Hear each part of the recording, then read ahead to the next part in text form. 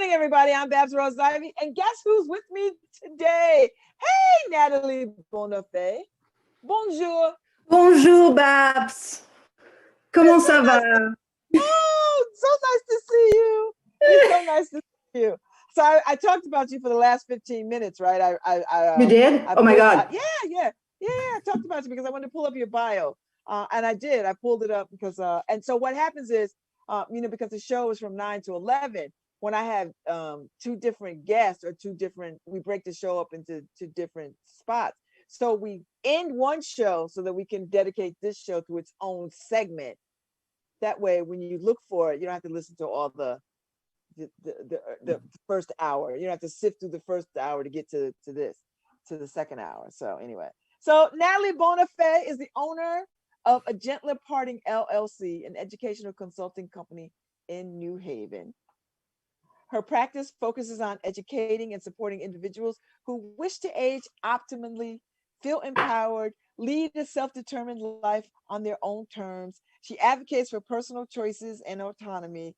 She's all about early healthcare decisions and meaningful conversations about aging, death, and dying. She specializes in women's health. And I talked about all of that. And I know you because Clark Broadbent is my dear friend and great love. And he suggested that I meet you. He must have suggested this about a year ago. And I was kind of resistant, Nathalie, because when he told when he told me what you do, I was like, you know what? Look, I broke my guts. I have no interest in this whatsoever. I love you and I will do whatever you want me to do. And I didn't say I wasn't interested. I was just like, oh, okay. And then I just kind of I left it alone. And then he circled back around. He's like, well, have you reached out to her? And I was like, oh, no, I've been so busy. And then finally he was like, okay, I need you. Listen, this is getting dire for me.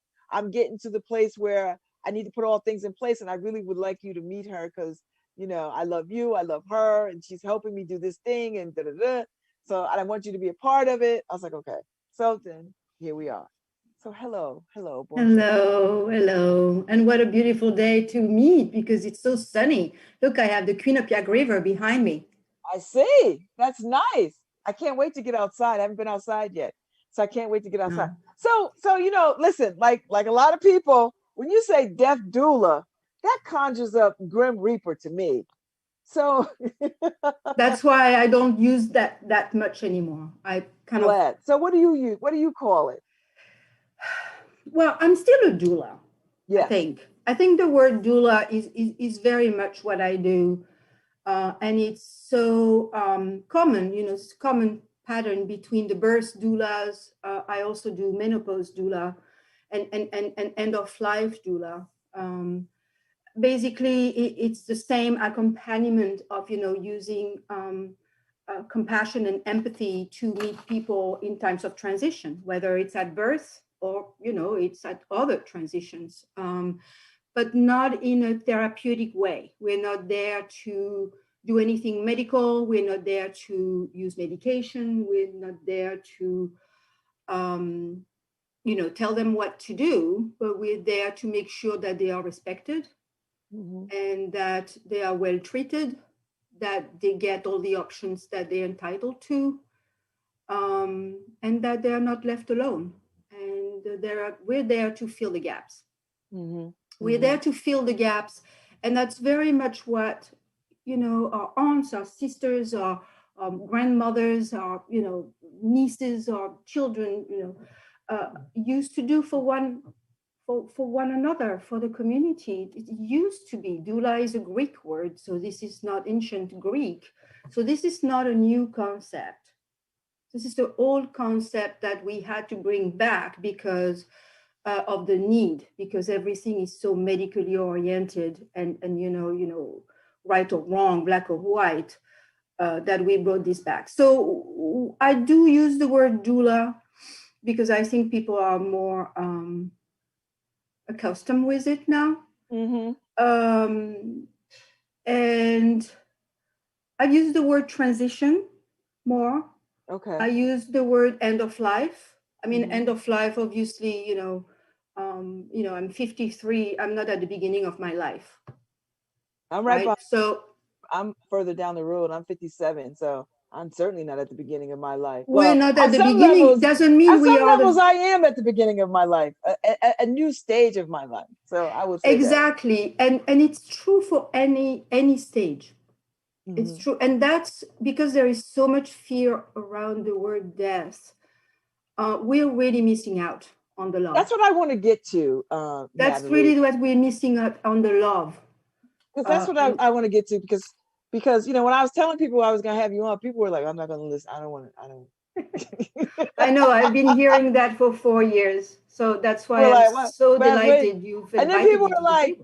"Am I trying to tell people something about me? Like, like, am I prepared people for my trip? Like, no, this has nothing to do with me." But Mm. I just find this fascinating, that and so necessary. And when you talk about, like, when we talked on the phone, I mean, you just put me such at ease about what this was about and how people come to you, and that people really feel like they want to have some control and some dignity about how they transition out of this realm into the next, whatever that is. We don't know, but once they, they want to have some say, on how they transition out. So talk Because a little bit about that. the system Hmm. does not let them decide. Hmm. If we don't if we don't make sure that they have options, I mean, legally they have to have options, but we know that practically people are not necessarily given all the choices. And that's a Hmm. real problem. That's a And real so problem. how do people, so when people come to you, what do you tell them? Like, what do they come to you and say, listen, I just came from the doctor and they told me I've got like 9 months? Or like, how does this begin? And when should you entertain the idea of a transitioning doula? Well, it's a loaded question. Um, the best time to start talking to me, to start, yeah, have a conversation with me is basically when we are well, when Oh, everybody is okay. well. That's the Okay. best time because, for instance, we can do our advanced care planning. You know, that piece of paper that with the DNR or no DNR that they make you sign at the beginning of I a resuscitate. hospitalization. Yes. Yeah.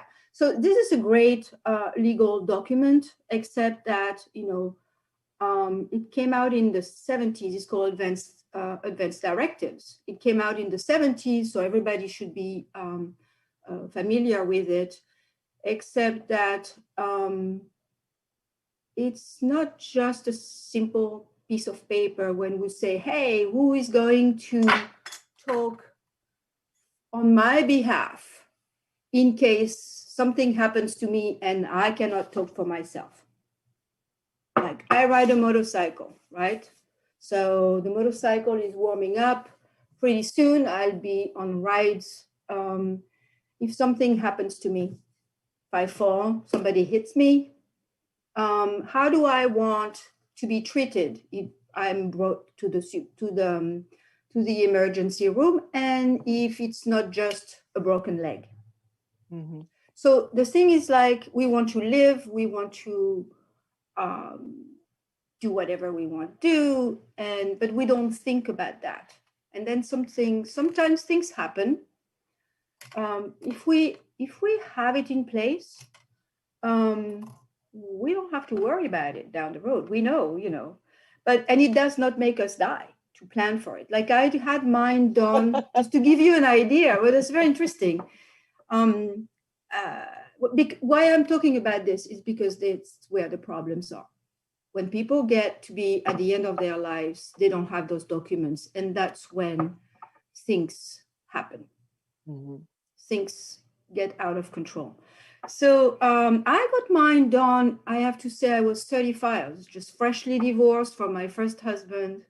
And I was alone in this country. So I was signing the divorce papers, with my attorney. And so great. And and then she I said, know that feeling. and then she said to me, hey, Nathalie, do you have any family around here? And I said, are you kidding? They're all in France. And it's like, you might want to think about that. And that made the perfect sense, right? I mean, so I named my best friend to as a healthcare representative, and well, you know, this type of things you can change anyway. So that was really useful. And then I revisited over the years, you know, I got remarried, you know, the family dynamics, you know, you don't want to have a you don't want to have your sister-in-law, right, who stopped talking to you, or your stepdaughter who stops talking to you, you know, on your The advance decisions directive. about, Sorry. yes. You know, Yeah, things no, change. So, you know, yes, that's very important. that is very important. Yes. It's something silly. So, but it's not just that. So that's the best time. But most importantly, having those conversations. So I do that with people. I kind of meet with the family, saying, "Hey, do you have your documents in place?" People have their wills generally. They may have those documents through, you know, having done their wills, but it does not mean that they've talked about it. You know, what's the point of having all these documents with the financial parts, all the passwords, you know, for our social media lives, you know, all there in case something happens for us. Yes, because But even then, social media asks you to designate somebody in the case of your demise, like who has control of this yes. account. And Okay. it's like, well, you know, I put my son or I put my daughter in charge, but what if the daughter is on the other side of the country, or what if the daughter is tied up with her own children? What if, you know, there is an estrangement, or what if, you know, you haven't had a conversation? They don't know whether you want a blood transfusion, whether you want or don't, whether you want to be resuscitated, whether you want to be, you know, treated, staying at home or be on palliative care, or, you know, get dialysis. I mean, we don't have these conversations. So that's where most of the problems happen. That's if we don't have these documents. So that's and why I like to talk about this is because we can have these fun conversations. You know, we can have this very deep and fun. It's just generally I can get this done in a couple of hours. You know, it's around $200, and you have no idea how much aggravation and money and stress it saves people down the road. Plus, they get to know all sorts of tips around how to save money. Seriously, I mean, it's the best money you can spend. And obviously, I'm not in this business to get rich. Yeah. So my time is valuable. But, you know, it's these conversations that just planting seeds. And that's the best time. And so do you sit down with the whole family, or do you suggest sitting down with the family? That's one of the yes, it could be one, it could be, it's and whatever family is for you, like it could be whoever you decide you want to sit down with, right? Okay. Yeah. I mean, it's best, you know, it's either the individuals and their spouses, you know, if they want to, that's best. And sometimes just the two of them. You know, I once was working with a couple, and they didn't have the same spiritual beliefs. They'd been together for a long time. They didn't have, you know, one was more, you know, Jehovah's Witness, okay? So, you know, with very specific ways of, you know, and the other one was not. And the children, you know, somewhere not. And this person really wanted to find somebody to help her talk to her family about her own wishes. And that was so cool. That was yes, because really if you don't do that, the person will decide, and you won't get to have what you wanted, you know, because you didn't have that conversation. Yes, so they have that conversation. They're in their 50s. They filed, you know, we've had the conversation. They signed, you know, legally binding the documents, and they have them. They gave them to their attorney for their wills. They gave them to each of their children. They have a copy in their file along with their passwords. and and that's it. That's it. And if they Wow. want to revisit it, they can revisit it on their own. They don't need me because I give them all the tools. Okay, And so how yeah, long have you been doing this? How long have you been doing this? 4 years. 4 years.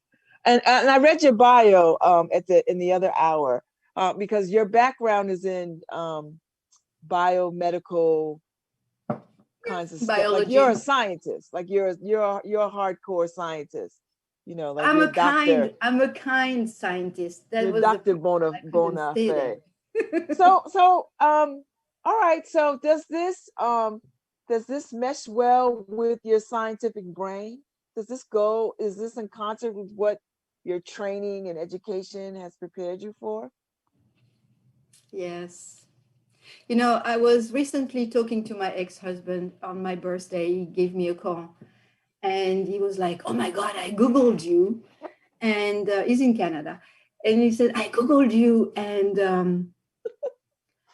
Why I is he love what you're Googling you? doing." Why is he checking up on you? We Google each other anyway. You know, what are you up to? And he's like, "Oh my God, this is so you. This is so you." He said, "I'm so glad you found your path. You've always been an excellent scientist." He's a scientist as well. "You've always been this amazing scientist, but you've always also been so empathetic." And he's like, "This is perfect because, you know, when I meet people, it's hard for me to call myself a scientist or a doula now because I do both. And I use my, you know, two hemispheres. And it's because when I open up and I listen to people, I get to see their souls. I get to see their souls. I get to understand, you know, the trauma, the psychological side of things, the medical side of things, the development of the diseases, because it's often associated with a disease progression that I come in. And so I know exactly what they're talking about. I know about the treatments. Even if I don't know precisely, I can research it because that's what I've done for 25 years. I've done research and I keep doing it. So I really mix that understanding of who they are at the molecular level, and I get to meet their soul and their heart. And I'm born that way, as somebody else said before me. I've never been fully I feel I've never really been fully a hardcore scientist because I've always had that special heart. And I really like to collaborate and to make people, you know, work together before. And I like to do that now. It's really a combination. I mean, I would imagine, Nathalie, that it does something to you to walk somebody through a transitioning period. Like I can't imagine. I mean, I'm attracted to this on a lot of levels that I'll talk to you about later. But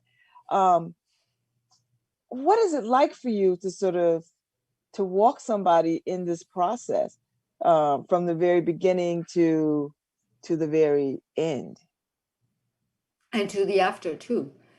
It's really before, during, and after too. What it did to me, I think you should look at a picture of me like a few years ago and today. It has helped me get rid of my ego. In what way? What does that mean? It means that I'm not trying to prove myself as much. I have become more humble. I have become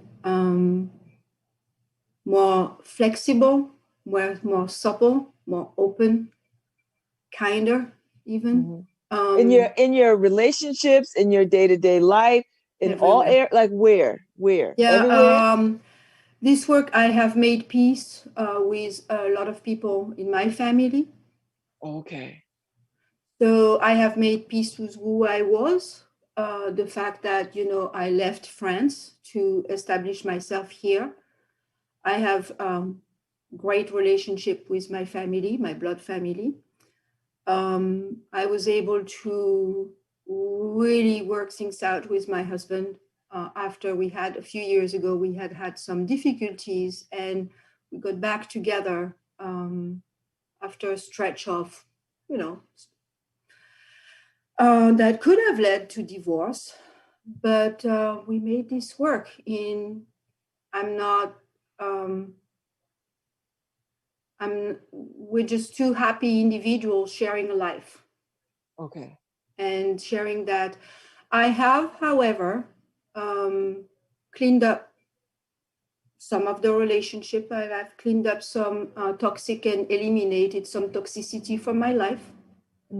It's always painful, but when people do not respect you, we just have to make some choices to stay sane. So let's say I don't associate myself with toxic people anymore. I'm happy. I will be there when they open up. If they want to have relationships with me, I will be there, but I cannot. It's too stressful. I think I've value. This work has helped me look at every person as, regardless of, their origins, their skin colors, their religion, to just see everyone as a person. Everybody has a story. I believe that too. Like I think we're very much alike in that regard, in a lot of regards. That's why I think I'm so drawn to you, because I feel a lot of what you are saying and Well, I think experience. like you very much, I realize and I think I've been much more accepting of myself because I can see the love.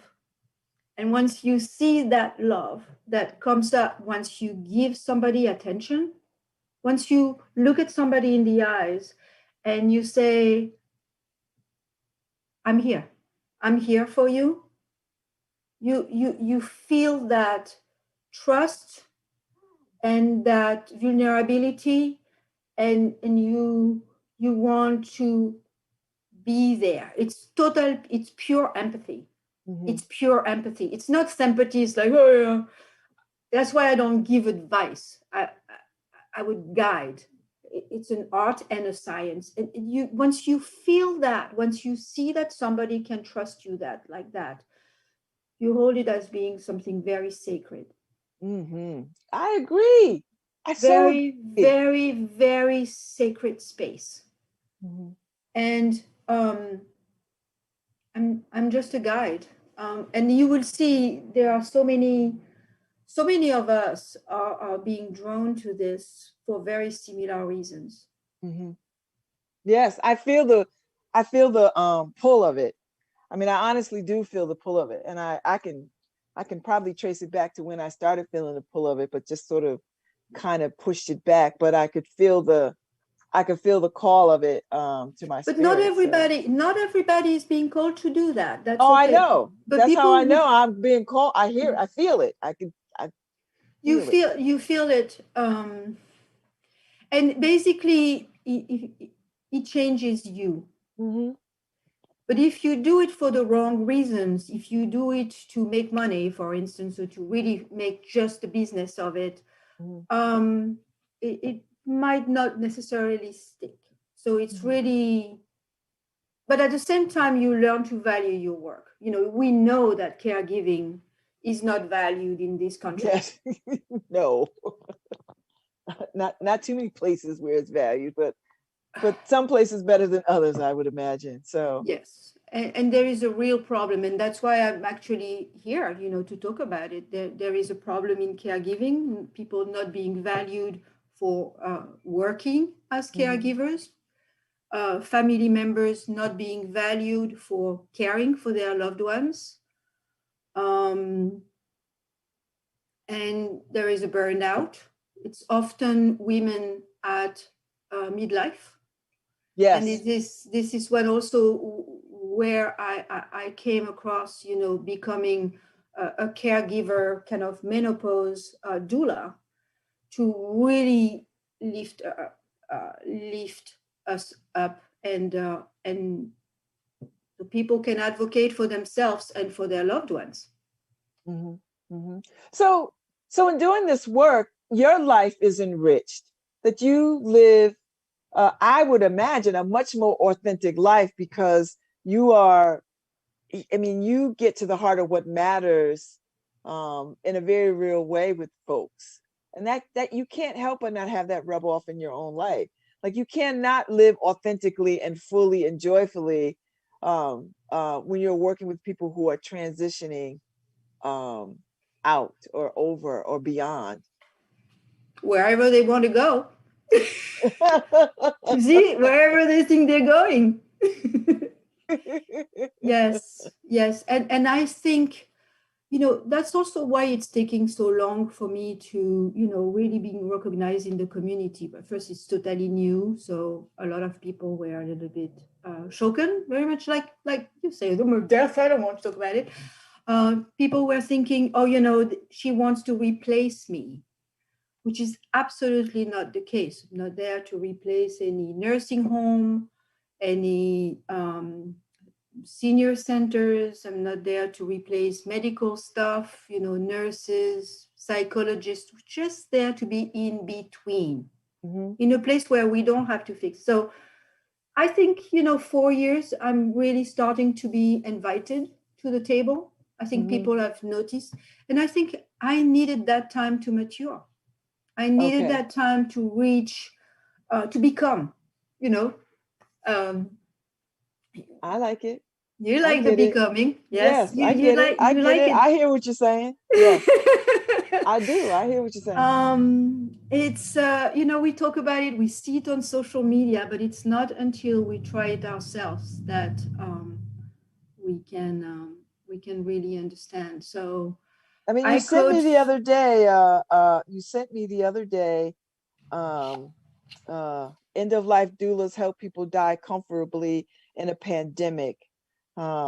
They're more important than ever before. So because of this pandemic, your occupation or your calling is being recognized. Like, people who did not know anything about this are starting to see it because of this pandemic, because people are sick and dying, right? And they need what you said, that in between. Well, they think they don't really think they need it, and that's still very, very difficult. I mean, that was a huge breakthrough. I sent you that article a couple of days ago. This was from CNN.com. Yes. It was an interview with several death doulas, very, very proactive. They're some of the first leaders, and including my friend Alua Arthur, who is very outspoken, very, very, she's also extremely beautiful and empowered, and she speaks like, she's a former attorney, so she speaks very well and very, in a way that can be really understood. And she said that the journalist at CNN got it. Especially Alua works in LA, where they've been particularly hit by COVID. Especially, vulnerable populations too. So Latinos, African American, and the elderly. So I cannot say that this pandemic has made people more comfortable with death. I cannot say that, unfortunately. That journalists and some people hear us better, yes, that's a breakthrough. Will this mean that my phone is going to start ringing? Probably not. But we are a very mighty group of people. And everything that we do, every article, every interview, is helping the community understand that we are here to stay. It's a grassroots movement, and we are here to stay. But once people engage you, I would imagine that they're happy and grateful that they did it, because that's that's another support system that they didn't know existed until they, came into your presence, right? Because death is a scary thing for people. Still we're all gonna die. There's nobody leaving here without going through that process. And yet it's still a topic that people can't bring themselves to discuss. No, I actually, why I've specialized in women and in women's health, it's because I realized that from the very beginning, the clients, people who needed or wanted to work with me were actually women, and particularly childless women.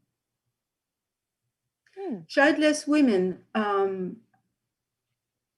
have been referred to me often by their attorneys. So we can do, for instance, if they are local, I can do all the healthcare advanced directives online by phone. It's not a problem. But for me, I could be, and I am on some documents, a healthcare representative. And I have been hired for that. And often before there is any problem, it's like, oh my God, it's a peace of mind. I have all my documents. I know that if something happens to me, I am not alone. Yeah, I like that idea very much. I mean, I have 4 kids and nieces and nephews and relatives, but I still am. I still find this an attractive step, just as a matter of fact, or just in case. So what time are we meeting?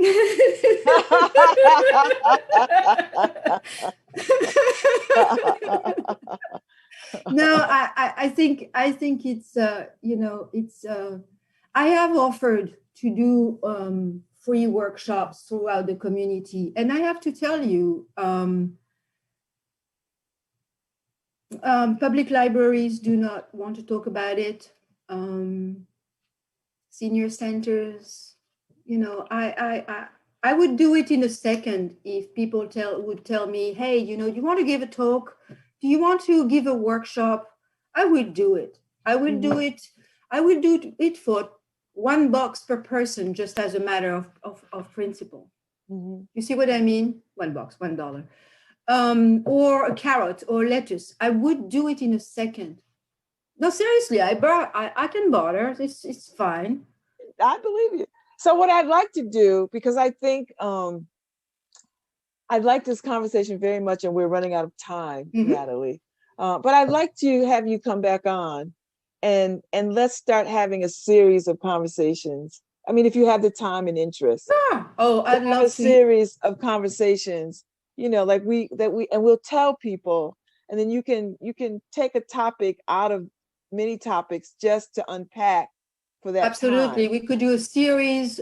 You could guide me, tell me, a few days before what you want, what you think. I mean, we'll set up some time so that people will know to like tune in, and because I think from what I'm hearing from people, they find this quite useful and they want to know more. They want to know more. They need to know that actually, we have fun. I mean, it's just, I have so many stories, bring you a glass of wine and we start discussing, Italian wines, versus French wines. You're my soul. You are my soul sister. Like Nathalie, you are my soul sister. Honest to God, because we are the same. Now you understand why we have the same, lover friend. Yes, we do. So we're in style. Thank you, Clark. Thank you, Clark, for being the bridge between she and I. You are the best. He knew it. He did. He knew a year ago, and I was resistant. But so anyway, I have to go. Thank you. Thank you for your time. But Nathalie Bonafé is coming back on. She's already just said that she would, and we're going to have we're going to set up a series of conversations so that we can unpack this work and bring more people to take more interest in how they want the end of their life to go, so that's really what I'm interested in. So thank you, Nathalie. Thank you, Babz. Thank you. See you soon. Bonjour. Bonne journée. Bonne journée. Thank you, Harry.